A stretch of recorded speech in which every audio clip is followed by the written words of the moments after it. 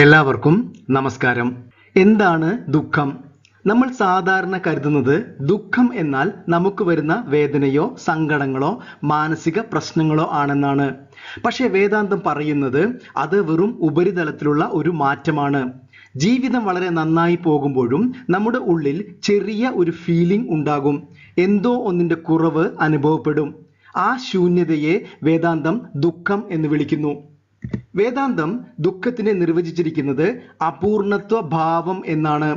അജ്ഞത മൂലം ഒരു മനുഷ്യന്റെ സ്വരൂപം അനുഭവിക്കുന്ന കുറവുകളെ അല്ലെങ്കിൽ ലിമിറ്റേഷൻസിനെയാണ് ദുഃഖം എന്ന് പറയുന്നത്.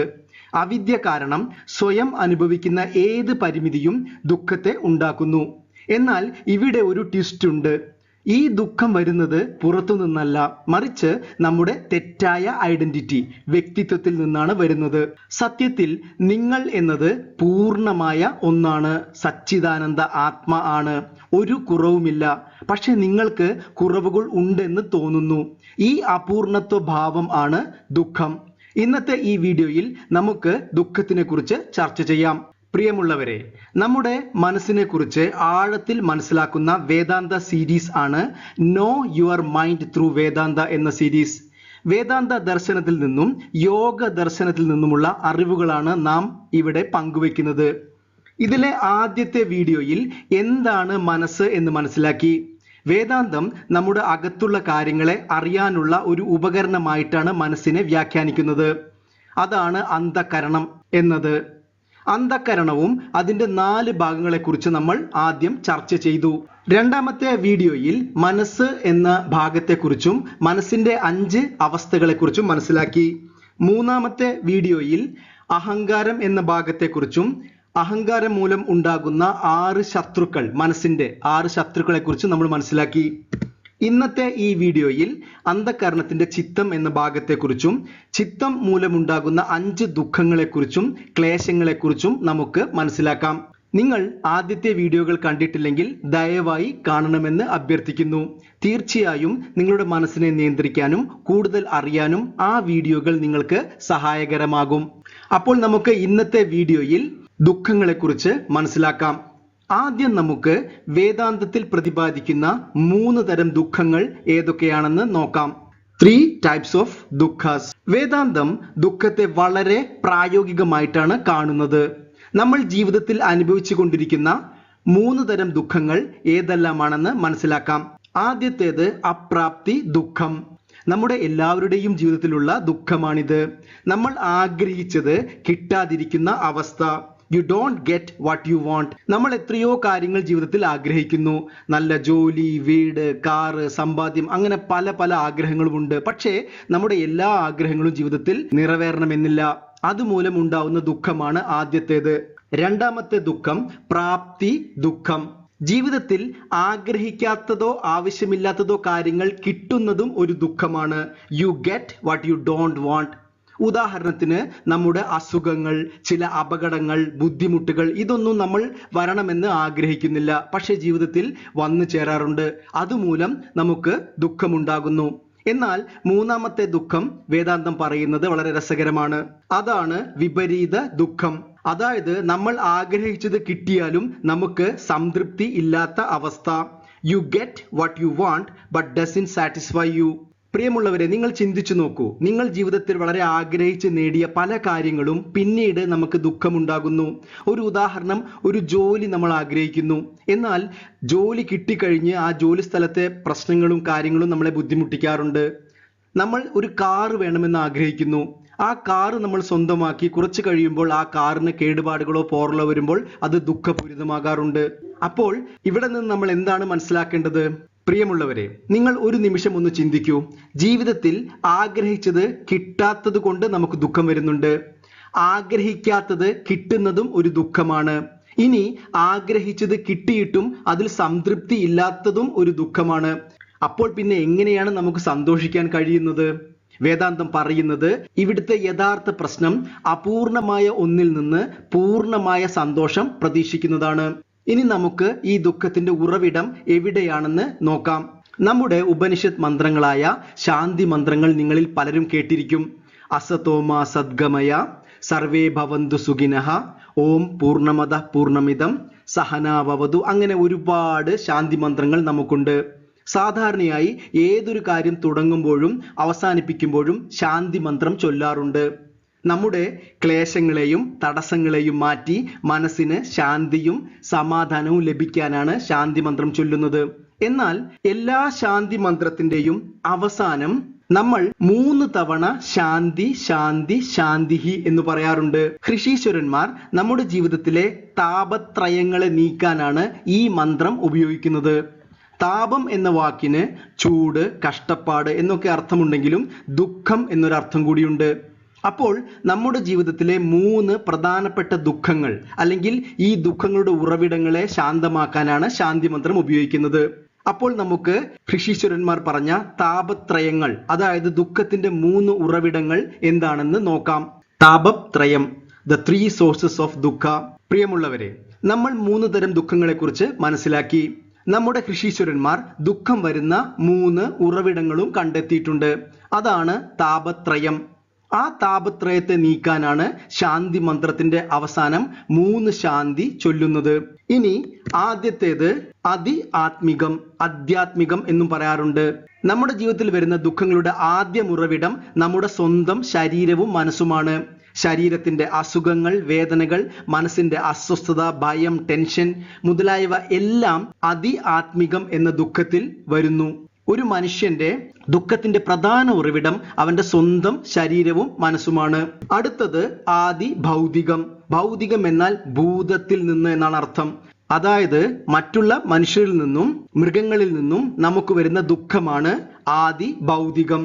ഉദാഹരണത്തിന്, നിങ്ങൾക്ക് ഇഷ്ടമില്ലാത്ത ആളുകളുടെ പെരുമാറ്റം, ഏറ്റവും പ്രധാനമായി ഇന്ന് നമ്മൾ നേരിടുന്ന എല്ലാ യുദ്ധങ്ങളുടെയും കാരണം ഭൗതികമാണ്. കാരണം അത് വ്യക്തികൾ അല്ലെങ്കിൽ മനുഷ്യർ സൃഷ്ടിക്കുന്നതാണ്. അതുകൊണ്ട് നമ്മൾ എല്ലാവരും ദുഃഖിക്കുന്നു. ഇനി അവസാനത്തേത് ദൈവികം, കോസ്മിക് ഫോഴ്സസ്. ഇവിടെ ദൈവികം എന്നാൽ ദൈവം നമുക്ക് ദുഃഖം തരുന്നു എന്നല്ല അർത്ഥം, മറിച്ച് പ്രകൃതി ദുരന്തങ്ങളും നമ്മുടെ നിയന്ത്രണത്തിലില്ലാത്ത കാര്യങ്ങളിൽ നിന്നുണ്ടാകുന്ന ദുഃഖങ്ങളാണ്. ഉദാഹരണം, പ്രളയം, ഇപ്പോൾ നമ്മൾ അനുഭവിക്കുന്ന കഠിനമായ ചൂട്, ഭൂകമ്പം, ഇതെല്ലാം ദൈവികത്തിന്റെ ഉദാഹരണങ്ങളാണ്. അപ്പോൾ ദുഃഖങ്ങൾ വരുന്ന 3 ഉറവിടങ്ങൾ നമ്മൾ മനസ്സിലാക്കി: ആത്മികം, ഭൗതികം, ദൈവികം. ഇവിടെ എന്ന വാക്ക് എല്ലാത്തിലും കാണാം. അതിനർത്ഥം അതിൽ നിന്ന് ഉണ്ടാകുന്നത് എന്നാണ്. പ്രിയമുള്ളവരെ, നിങ്ങൾക്ക് ജീവിതത്തിൽ ദുഃഖം വരുമ്പോൾ ഈ 3 കാര്യങ്ങളിൽ നിന്ന് ഏതിൽ നിന്നാണെന്ന് കണ്ടെത്താൻ ശ്രമിക്കുക. സ്വന്തം ശരീരവും മനസ്സും സൃഷ്ടിക്കുന്ന ദുഃഖങ്ങളാണോ അതോ മറ്റുള്ള മനുഷ്യരും ജീവികളും സൃഷ്ടിക്കുന്ന ദുഃഖങ്ങളാണോ കൂടുതൽ എന്ന് മനസ്സിലാക്കുക. അടുത്തത് നമ്മൾ നോക്കാൻ പോകുന്നത് വേദാന്തത്തിന്റെ വളരെ പ്രധാനപ്പെട്ട ഒരു കാര്യമാണ്. നമുക്ക് ഇന്ന് വളരെ പ്രധാനപ്പെട്ട ഒരു സത്യം മനസ്സിലാക്കാം. The difference between pain and suffering. വേദനയും ദുഃഖവും തമ്മിലുള്ള വ്യത്യാസം. പലരും ചിന്തിക്കുന്നത് വേദനയും ദുഃഖവും ഒന്നാണ് എന്നാണ്. ഇത് പലരുടെയും ഒരു കൺഫ്യൂഷനാണ്. വേദാന്തം നിങ്ങളുടെ ജീവിതത്തിലെ ദുഃഖത്തിനെ പൂർണ്ണമായും ഇല്ലാതാക്കുന്നു. അപ്പോൾ ചിലർ ചിന്തിക്കുന്നത് വേദാന്തം എന്റെ വേദനയും മാറ്റും എന്നാണ്. അതായത് എൻലൈറ്റൻഡ് ആയ ആളുകൾക്ക് തലവേദന ഉണ്ടാവാറില്ല, അല്ലെങ്കിൽ അവർക്ക് വേദന ഉണ്ടാവാറില്ല എന്നുള്ള അബദ്ധങ്ങൾ നമുക്ക് ചിന്തിക്കാറുണ്ട്. എന്നാൽ നമ്മൾ മനസ്സിലാക്കേണ്ടത് വേദന എന്നത് ഒരു സെൻസേഷനാണ്, അതൊരു ശാരീരിക അനുഭവമാണ്. എന്നാൽ ദുഃഖം എന്നത് നമ്മൾക്ക് ആ വേദനയോടുള്ള റെസ്പോൺസ് അല്ലെങ്കിൽ നമ്മളുടെ പ്രതികരണമാണ്, അല്ലെങ്കിൽ നമ്മുടെ മനസ്സ് വ്യാഖ്യാനിക്കുന്നതാണ്. അത് എപ്പോഴും നെഗറ്റീവായിട്ടും നമുക്ക് ബുദ്ധിമുട്ടുള്ളതുമായിരിക്കും. ഒരു ഉദാഹരണം നോക്കുകയാണെങ്കിൽ, ഒരു അപകടത്തിൽ നിങ്ങളുടെ കയ്യ് ഒടിഞ്ഞു എന്ന് ചിന്തിക്കൂ. അതിൽ നിന്നുണ്ടാകുന്ന വേദന നമ്മൾ അനുഭവിച്ചേ മതിയാവുകയുള്ളൂ. എന്നാൽ ആ സംഭവത്തിൽ നിന്നുണ്ടാകുന്ന ദുഃഖം, അതായത് അയ്യോ എന്തുകൊണ്ട് എൻ്റെ കൈ ഒടിഞ്ഞു, എനിക്ക് കഷ്ടകാലമാണ്, അല്ലെങ്കിൽ എൻ്റെ സമയം ശരിയല്ല, അല്ലെങ്കിൽ എനിക്ക് മാത്രം എന്തുകൊണ്ട് ഇങ്ങനെ സംഭവിക്കുന്നു തുടങ്ങിയ ഒരുപാട് ദുഃഖങ്ങൾ വരുന്നു. വേദാന്തം അതിനെയാണ് അഡ്രസ് ചെയ്യുന്നത്. ഇതിനെക്കുറിച്ച് ഒരു ആധുനിക ശാസ്ത്ര പഠനം പറയുന്നത് നമുക്കുണ്ടാകുന്ന വേദന, അതായത് ആക്ച്വൽ പെയിനേക്കാളും ഒരുപാട് കൂടുതലാണ് അതിന്റെ സഫറിങ്സ് എന്ന് പറയുന്നു.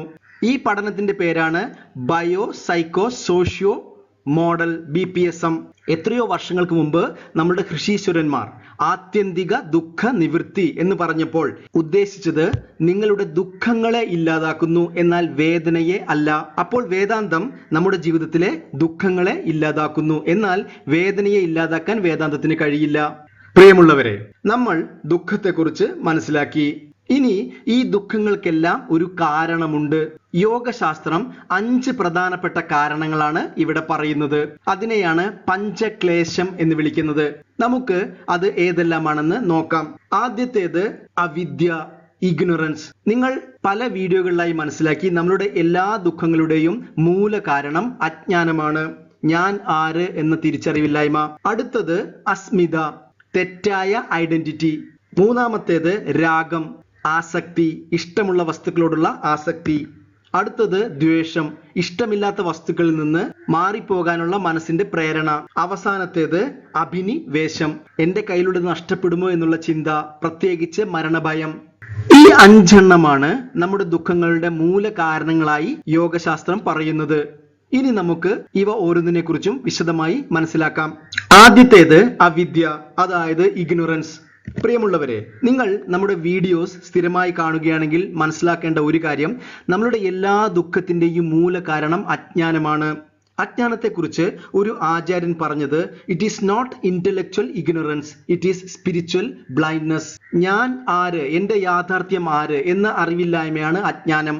ഞാൻ എന്നത് പൂർണ്ണനാണ്, ലിമിറ്റ്ലെസ് കോൺഷ്യസ്നസ് ആണ്, സച്ചിദാനന്ദ ആത്മാ ആണ്. എന്നാൽ ഇത് ഞാൻ അറിയുന്നില്ല. ഈ അപൂർണത്വം നമ്മൾ നേരത്തെ മനസ്സിലാക്കി. വേദാന്തം ദുഃഖത്തിനെ നിർവചിച്ചിരിക്കുന്നത് അപൂർണ ഭാവം എന്നാണ്. ഈ അപൂർണത്വമാണ് നമ്മളിൽ ദുഃഖങ്ങൾ ഉണ്ടാക്കുന്നത്. അടുത്തത് അസ്മിതം. അജ്ഞാനത്തിൽ നിന്നാണ് അസ്മിതം ഉണ്ടാവുന്നത്. എന്താണ്? ഞാൻ ആര് എന്ന യാഥാർത്ഥ്യം നമുക്ക് അറിയുന്നില്ല. അപ്പോൾ നമ്മൾ ചിന്തിക്കുന്നത് ഞാൻ മനസ്സാണ്, ഞാൻ ശരീരമാണ്, ഞാൻ ഈ പേഴ്സണാലിറ്റിയാണ് എന്ന രീതിയിലാണ്. അപ്പോൾ ശരീരത്തിന്റെ ദുഃഖം നമ്മുടെ ദുഃഖമായി മാറുന്നു, മനസ്സിന്റെ ദുഃഖം നമ്മുടെ ദുഃഖമായി മാറുന്നു. എന്നാൽ സത്യത്തിൽ ശരീരത്തിന്റെയും മനസ്സിന്റെയും ദുഃഖങ്ങൾ നമ്മുടെ ദുഃഖങ്ങളല്ല, എൻ്റെ ദുഃഖങ്ങളല്ല. ഞാൻ എന്നത് എൻ്റെ ശരീരത്തെയും മനസ്സിനെയും അറിയുന്ന ചൈതന്യമാണ്, കോൺഷ്യസ്നസ് ആണ്. ഞാൻ എൻ്റെ ദുഃഖത്തെ അറിയുന്നു എന്നതാണ് യഥാർത്ഥ സ്റ്റേറ്റ്മെന്റ്. മറിച്ച് ഇപ്പോൾ നമ്മൾ ചിന്തിക്കുന്നത് എന്താണ്? ഞാൻ ദുഃഖിതനാണ് എന്നാണ്. സത്യത്തിൽ അവിടെയാണ് അസ്മിത എന്ന പ്രശ്നം നമുക്ക് വരുന്നത്. അടുത്തത് രാഗം. രാഗം എന്നത് നമ്മൾ അറിയാതെ നമ്മുടെ മനസ്സ് നമുക്ക് ഇഷ്ടമുള്ളത് നേടിയെടുക്കാൻ പ്രേരിപ്പിക്കുന്നതാണ്. ഒരു തരം കമ്പൽഷനാണ്. നമുക്ക് ആവശ്യമുള്ളതിന് പുറകെ ഓടാനുള്ള മനസ്സിന്റെ ഒരു പ്രേരണ. എപ്പോഴും സുഖവും സന്തോഷവും തേടാനുള്ള മനസ്സിന്റെ ആസക്തിയാണിത്. ഈ ആസക്തി നമുക്ക് ദുഃഖം കൊണ്ടുവരുന്നു. അടുത്തത് ദ്വേഷം. ദ്വേഷം എന്നാൽ രാഗത്തിന്റെ വിപരീതമായ അവസ്ഥ. അതായത് നമുക്ക് ഇഷ്ടമില്ലാത്ത കാര്യങ്ങളിൽ നിന്ന് അകന്നു പോകാനുള്ള മനസ്സിന്റെ പ്രേരണ ആണിത്.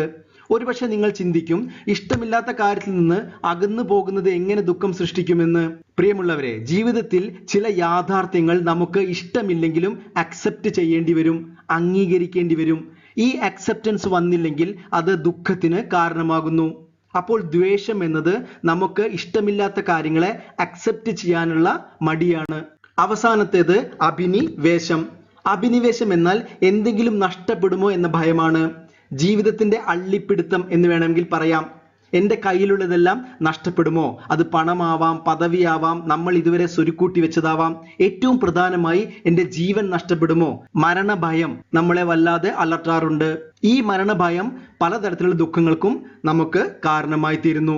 പ്രിയമുള്ളവരെ, നമ്മൾ ഈ വീഡിയോ അവസാനിപ്പിക്കാൻ പോവുകയാണ്. ദുഃഖം എന്താണെന്ന് നമ്മൾ മനസ്സിലാക്കി. ജീവിതത്തിൽ അനുഭവിക്കുന്ന 3 തരം ദുഃഖങ്ങൾ ഏതൊക്കെയാണെന്ന് മനസ്സിലാക്കി. ദുഃഖങ്ങൾ വരുന്ന 3 ഉറവിടങ്ങൾ നമ്മൾ മനസ്സിലാക്കി. അവസാനമായി ദുഃഖത്തിന്റെ 5 കാരണങ്ങളും നമ്മൾ മനസ്സിലാക്കിയിട്ടുണ്ട്.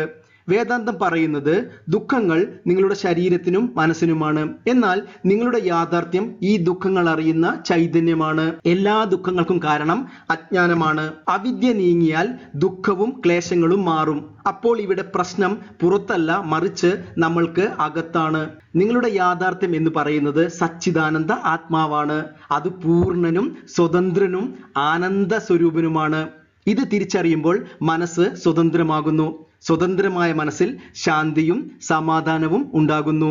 ഓം ശാന്തി ശാന്തി ശാന്തിഹി. ഈ വീഡിയോ കണ്ടതിന് ഒരുപാട് നന്ദി. ചാനൽ സബ്സ്ക്രൈബ് ചെയ്യണമെന്ന് അഭ്യർത്ഥിക്കുന്നു. അടുത്ത വീഡിയോയിൽ വീണ്ടും കാണാം. നന്ദി, നമസ്കാരം.